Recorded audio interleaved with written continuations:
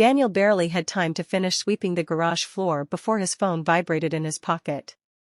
He glanced at the screen, expecting another overdue bill or perhaps the school calling about Lily.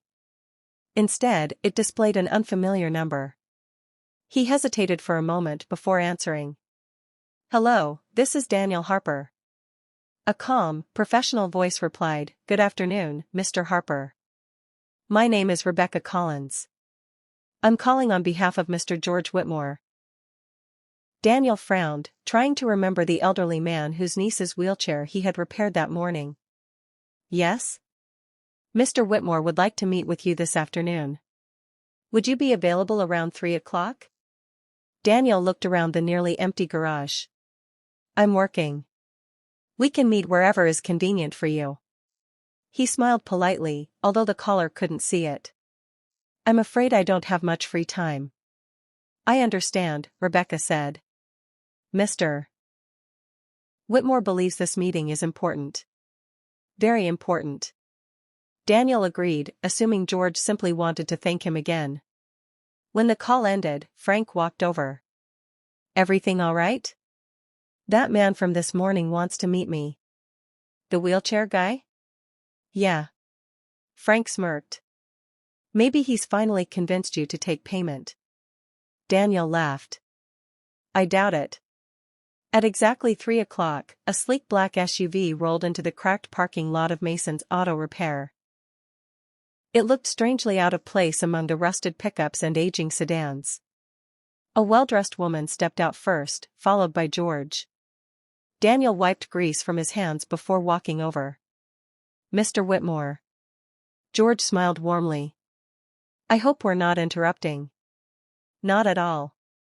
George looked around the aging garage, taking in the peeling paint, outdated equipment, and the silence that came from having almost no customers. "You've worked here long?" 7 years. "And before that?"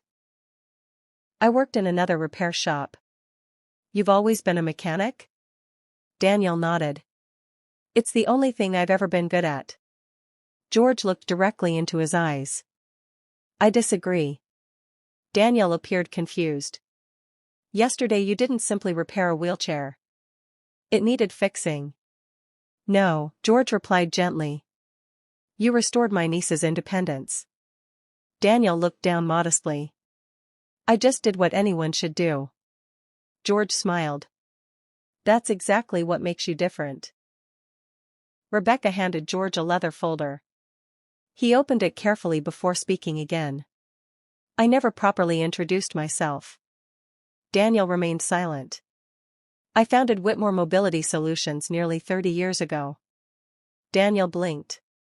"The company that makes wheelchairs?" George nodded. "We design mobility equipment used in hospitals, rehabilitation centers, and homes across the country." Daniel's eyes widened. I didn't know. Most people don't know my face." George continued. Daniel glanced at her for a moment before looking back at the road. "I hope so." The drive to school passed with laughter as Lily pointed out dogs walking with their owners and guessed what jobs people might have based on the cars they drove. "That lady's a teacher." "Why?"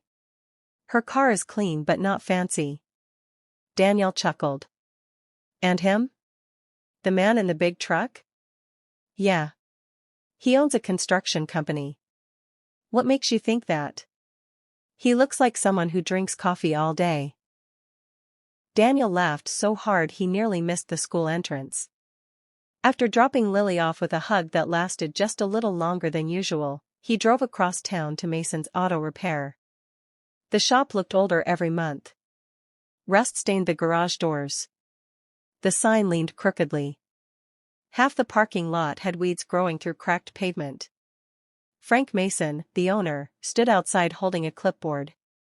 "Morning, Danny." "Morning." Frank sighed heavily. "We've got 3 cars today." "Only 3?" "That's all." Daniel nodded without complaint. 3 cars meant fewer hours. Fewer hours meant another bill would remain unpaid. Inside the garage, the familiar smell of motor oil and gasoline wrapped around him. To most people it smelled unpleasant. To Daniel it smelled like survival. His first customer was an elderly woman whose old sedan had refused to start.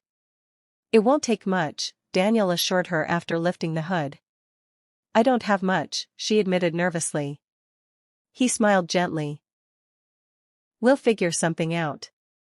Within 20 minutes he discovered the battery terminals were heavily corroded. A thorough cleaning and a simple adjustment solved the problem. "That's it?" she asked in disbelief. "That's it." "How much do I owe you?" Daniel glanced toward Frank, who simply shrugged. $20. She blinked. The dealership wanted 200. Daniel smiled. They probably wanted to replace the battery. She reached into her purse and counted out exactly $20 before squeezing his hand. There aren't many honest mechanics left. He watched her drive away with a grateful smile. Frank walked over. "You charged too little." She needed help. "So do you." Daniel looked down. "I know." The rest of the afternoon brought only small repairs, an oil change, replacing brake pads, and fixing a loose belt. By 5 o'clock the garage was quiet again. Daniel checked his phone. A reminder appeared. Electric bill, final notice. Due tomorrow. He rubbed his forehead. His paycheck wouldn't arrive until Friday. He quietly folded the notice and slipped it back into his pocket. As he locked the toolbox, Frank approached carrying a white envelope. "I wish it was more." Daniel opened it. Inside was a small advance on next week's wages. "I can't take this." "You can." "But then, you've got a little girl waiting at home." Daniel looked at the envelope for several seconds before accepting it with watery eyes. "I'll pay it back." "I know you will." Driving toward Lily's school, Daniel couldn't shake the feeling that life had become an endless cycle of just barely surviving. Every dollar already had a destination before it reached his hands. Yet the moment Lily climbed into the truck, smiling as though nothing in the world could go wrong, the weight on his shoulders felt lighter. "Guess what happened today?" she exclaimed. "What?" "I helped a new student." "Oh?" "She couldn't reach her crayons because she's in a wheelchair." Daniel smiled. "What did you do?" "I gave her mine." "That was kind." She said people usually don't notice her. Daniel looked out the windshield for a long moment before quietly saying, "Sometimes the smallest acts of kindness mean the most." Neither of them realized those words would soon be tested in a way that would change both of their lives forever. The evening sky glowed orange as Daniel and Lily made their way home through the quiet streets. Their little pickup truck rattled over every bump in the road, its worn engine coughing every few miles. Lily sat by the window, humming a tune she had learned at school while Daniel mentally calculated how to stretch the money Frank had advanced him. Rent was due in 4 days. The electric bill had to be paid tomorrow. The refrigerator was almost empty again. Yet, somehow, he kept smiling whenever Lily looked his way. "Dad," she said suddenly. "Yeah? Can we stop at the park for just 10 minutes? Daniel glanced at the clock on the dashboard. They still needed groceries, dinner had to be made, and he had work early the next morning. But then he saw the hopeful look in her eyes. 10 minutes. She clapped excitedly. The neighborhood park was nearly empty. Lily ran toward the swings while Daniel sat on an old wooden bench, enjoying the rare chance to rest his aching back. Parents chatted nearby while children laughed across the playground. His attention was suddenly drawn to an elderly man struggling along the sidewalk. The man pushed an empty wheelchair while helping a young woman walk beside him. She appeared to be in her late 20s, but every step seemed painful. One of the wheelchair's front wheels wobbled dangerously before finally collapsing sideways with a loud crack. The young woman lost her balance. Daniel was on his feet before he even realized it. "Careful." He reached them just in time, catching her arm before she fell. "Are you all right?" he asked. She nodded, embarrassed. I think so. Thank you. The older man sighed heavily as he examined the wheelchair. Oh no. Not again. Daniel knelt beside it. The wheel assembly had snapped almost completely away from the frame. The bearings were damaged, and one of the support brackets had bent inward.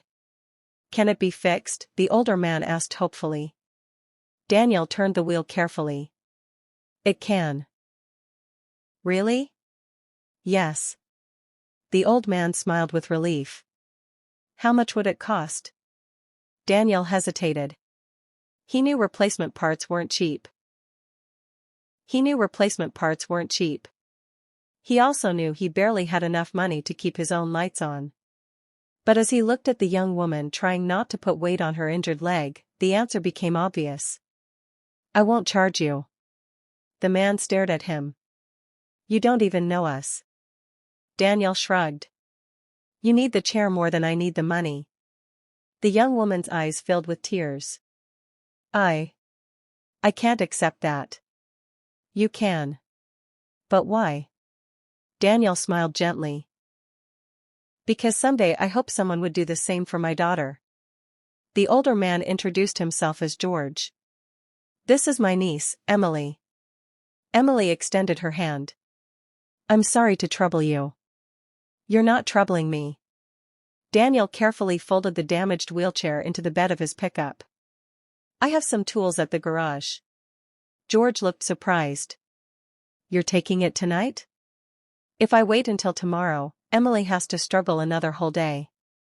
Lily walked over carrying 2 dandelions. Dad? We've got a little extra work tonight. She noticed Emily leaning against George. Did she get hurt? Her wheelchair broke. Lily immediately handed Emily one of the flowers. This always makes me feel better. Emily accepted it with a trembling smile. Thank you. It's my lucky flower. Daniel watched the exchange with quiet pride. Children often reflected what they saw at home. Maybe he hadn't failed as a father after all. 20 minutes later they arrived back at Mason's auto repair. Frank had already locked up but hadn't left. What happened? Daniel pointed toward the wheelchair. Needs repairing. Frank examined the damage. This'll take hours. I know. Customer paying? Daniel shook his head. Frank raised an eyebrow. You don't exactly have free time. I know. You don't exactly have free money either. I know. Frank sighed before tossing Daniel the shop keys. Then get started. For the next 3 hours sparks flew across the quiet garage. Daniel removed the damaged wheel, reshaped the bent bracket using a hydraulic press, replaced worn bearings from spare inventory, reinforced the frame with a custom steel support, aligned both front wheels, lubricated every moving joint, and polished away years of rust while he worked. Lily sat nearby finishing her homework beneath the bright shop lights. Occasionally she looked up. Need anything? A flashlight. She hurried over. A wrench. She found it immediately. You make a good assistant. She smiled proudly.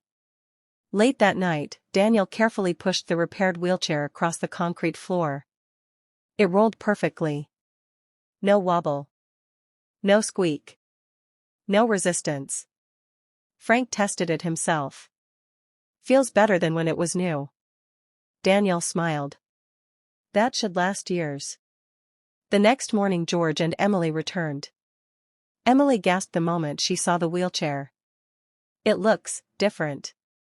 Daniel nodded. I reinforced the frame. George examined every repair. You replaced parts. I had some extras. How much do we owe you? The engineer soon adopted his attitude.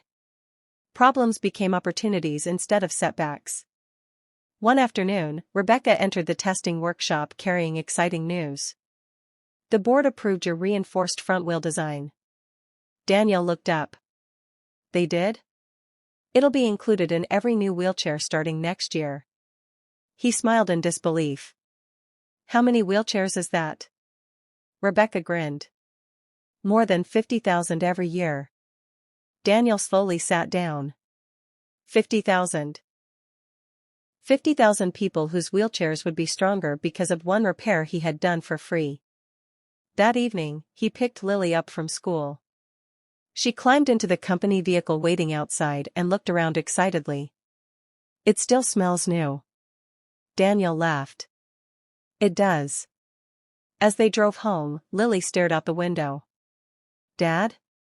Yes? Can we visit Emily sometime?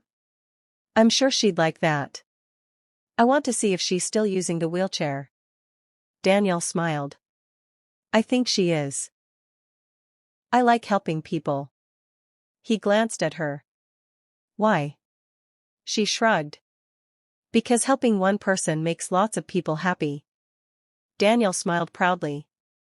She had understood something that many adults spent their entire lives trying to learn. When they arrived home, Daniel checked the mailbox. Among the usual letters was an envelope with no return address. Inside was a handwritten note. Dear Mr. Harper.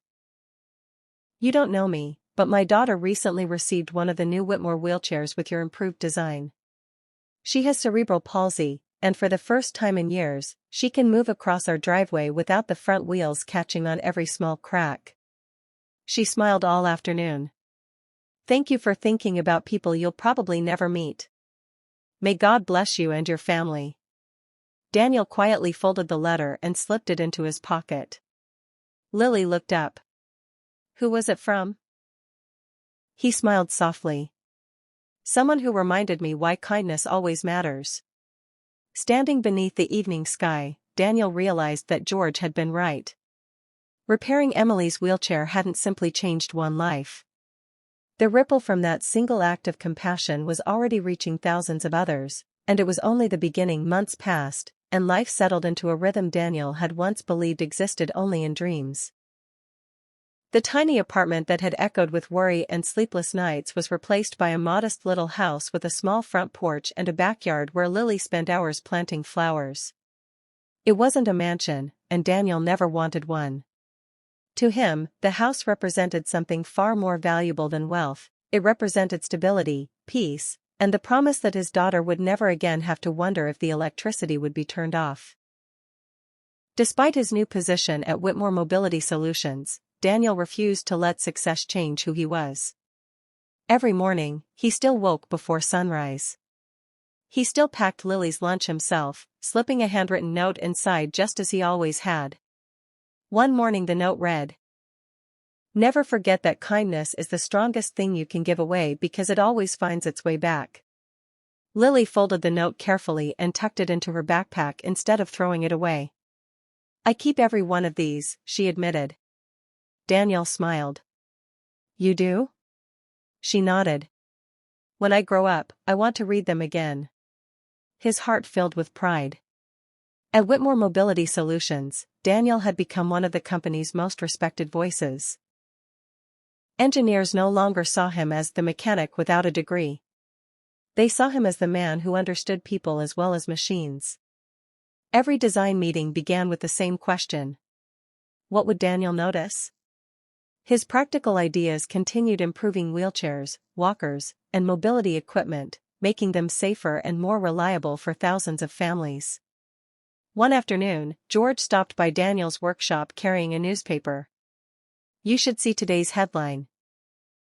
Daniel wiped his hands on a cloth before taking it. Across the front page was a photograph of him helping Emily into her repaired wheelchair on the day they had first met. Beneath it, the headline read, A free repair that changed thousands of lives. Daniel shook his head with a quiet laugh. I never wanted attention. George smiled. I know. Then why tell the story? Because people need reminders that kindness still exists. Daniel folded the newspaper carefully. I was only doing what felt right. And that's exactly why your story matters. A week later, Whitmore Mobility Solutions hosted its annual community event, inviting families from across the country who used their equipment. Hundreds of people gathered in a large hall filled with laughter, conversations, and children racing each other in colorful wheelchairs.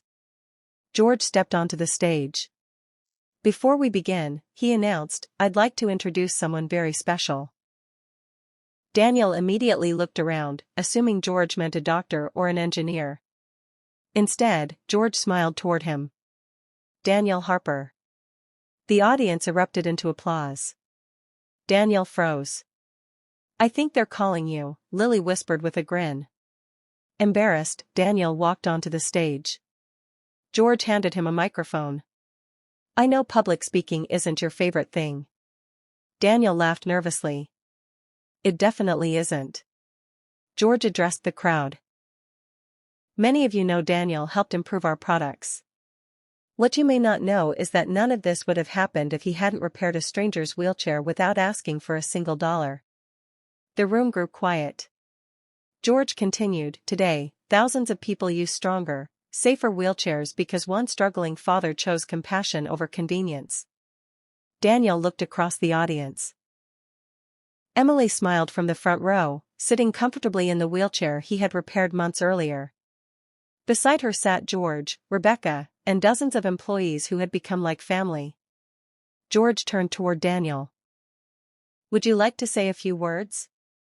Daniel took a deep breath. "I don't really know how to give speeches." The audience chuckled warmly. "But I do know something about broken things." The room fell silent. "I spent most of my life fixing cars. When something broke, people saw a problem. I saw something that deserved another chance." He paused. "Then one day I met Emily." He looked toward her. "I thought I was repairing a wheelchair." Emily smiled through tears. "But I wasn't." Daniel glanced toward Lily. "I was teaching my daughter the kind of person I hoped she would become." Lily wiped away a tear. "And somehow." His voice trembled. "That one decision repaired parts of my own life that I thought were broken forever." The audience stood in a long ovation. When Daniel stepped off the stage, Lily ran into his arms. "I'm proud of you, Dad." He hugged her tightly. "I'm proud of you too." "Why me?" "Because you're the reason I always tried to do the right thing." Months later, Daniel received an invitation to speak at a local vocational school where young mechanics were beginning their careers. Instead of talking about engines or tools, he told them the story of a broken wheelchair. At the end of his talk, one student raised his hand. "Mr. Harper, what's the most important tool a mechanic can own?"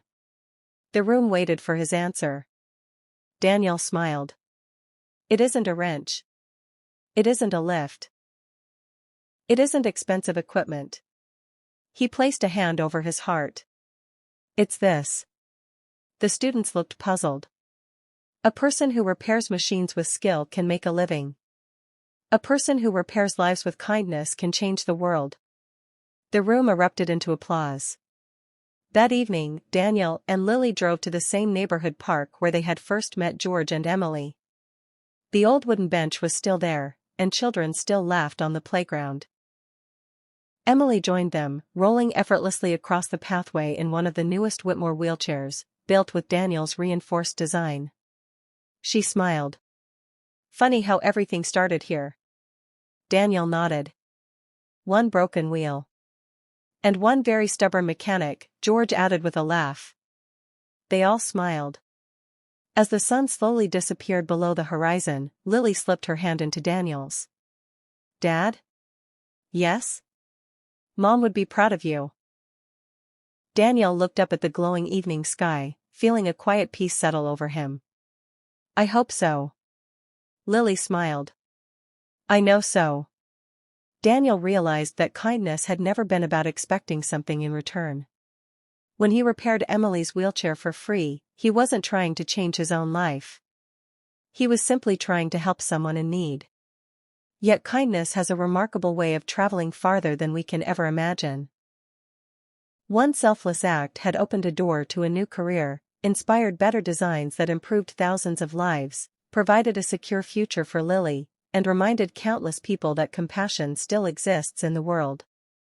As father and daughter walked home together beneath the fading light, Daniel knew that the greatest reward had never been the job, the salary, or the recognition. It was the knowledge that no matter how difficult life became, choosing kindness had been the best decision he had ever made, and it always would be.